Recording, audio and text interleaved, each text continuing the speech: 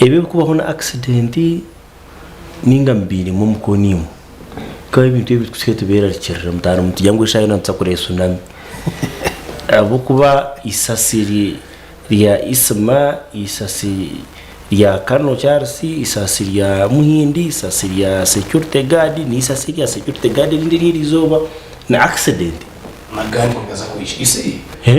magani ngaza kuishi Denmark Uganda is one of the best nations in a foresighted leaders mujuka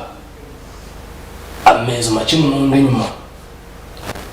umurodi rwawe kajya tugenda kufa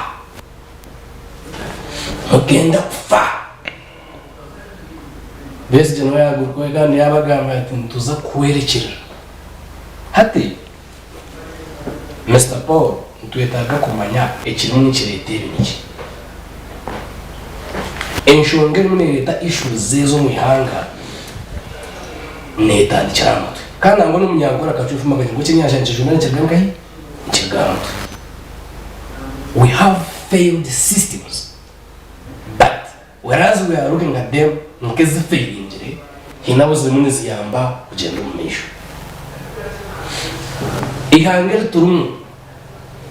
omampao n'abareba ba Sky TV n'abahurikiza umukimanya jengu abebemeza batwini ni banguhirwa munonga baba nibebembera bo icyo kubanza nibenda kumana bari mu Uganda nashabiriza nicyo kureba nyeshirwa n'ingambara abantu the most vulnerable person mu mihango n'umunyeto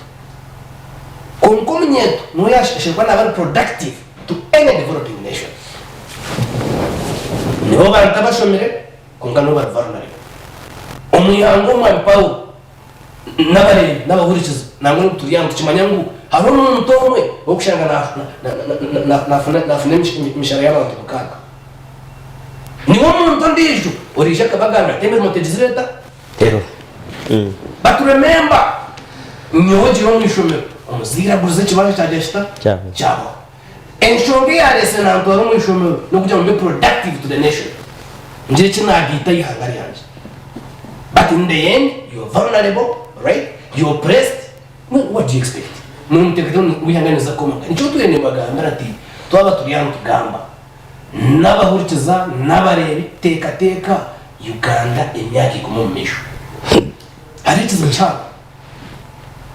arikiza muchango munonga abantu baza kwecyawa ngo kumnyoni wanje yagamba uyo ne time bomb. Yes, muzokwe muzomu office zezo mukore muri gukora manyengo abantu manyigize manyengo abantu bari yakisika yes mwena bagume bari yaboro kunka abantu baza kuyekora mu muro